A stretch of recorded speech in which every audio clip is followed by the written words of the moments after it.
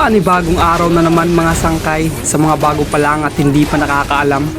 Day 3 na pala ito ng Tungkapatap Global natin kay Unggoy ngayong season. At kung di ka pa nakapalo, ipalo mo na kaya.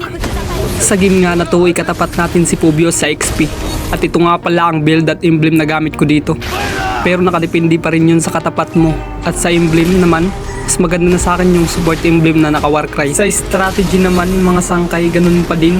Antayin mo muna mag level 4 ka bago ka pumalag.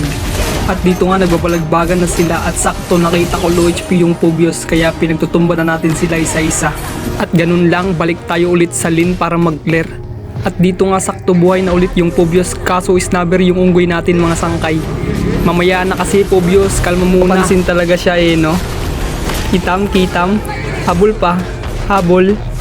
Ayun, nalito. At pag gantong nabili mo na ang Windtalker mga sangkay, alis ka muna sa lane mo saglit para mag-rotate at hahanap ka na ng pwede bigyan. Sakto nakita ko dito low HP yung Big Sana sa mid lane kaya agad natin itong pinuntahan. Kaso ang swerte ng kumag. Napiso pa nga. Okay lang yan, bawi na lang mamaya. At dito nga magkakrab lang ako nang biglang lumabas si Tanda. Kala niya siguro wala akong kasama. Dito ka, sa tatlo. Ayun, tugnaw yung ga. Nakita ko nga dito na masyadong lumalalim yung mga kalaban. At una kong nakita yung Big Sana pulahan. At siya yung inuna ko. Hindi nyo bisto, nagkamali ata kayo ng dinaanan. Ayun, naubos tuloy kayo. Kala ko pa nga makatakas pa dito yung Copra Hinabol pa nga namin to Pagkatapos ko nga mag-rotate, bumalik ako dito sa lane ko para mag-push. Kasi ganito naman talaga palagi yung trabaho ng Sun yung magsigwe at mag-push ng lane. At dito nga nabigla yung mga kalaban, may unggoy pala sa damuhan. Ayun, tugnaw yung Harley. Sinubukan nga nila ako ditong habulin kaso ang bilis ng Sun ko. Muntikan pa nga dun mamatay yung Big Sana. Pagkatapos ko nga mag-clear ng minions sa mid, nakita ko yung Harley umaasim.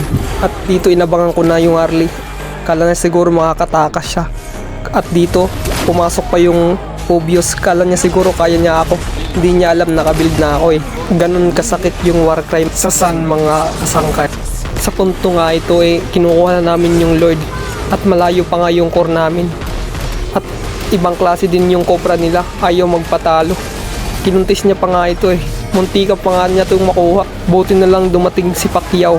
Kaya amin pa rin yung Lord. Dito nga pumunta ako sa kabilang mapa, yung walang Lord. Kaso nakita ko dito yung Harley. At ibang klase yung ginawa ng Harley sa akin dito mga sangkay. In-outplay ako. At grabe ang kunat ng Harley na to. Nabigla ako no. Pero pagtingin ko sa kanyang build, nakita ko naka-brute force pala to. Grabe kaya pala ang kunat. Ito nga pala yung intro kanina, yung pinatay yung Cobra ng clone ko. Grabe, lakas talaga mga kiis ng clone ko no. Tingnan mo tusaw talaga no. Clone lang yun, partida. Dito na nga tayo magpapaalam mga kasangkay. Sana suportahan nyo lagi yung mga content ko. Salamat. Paalam.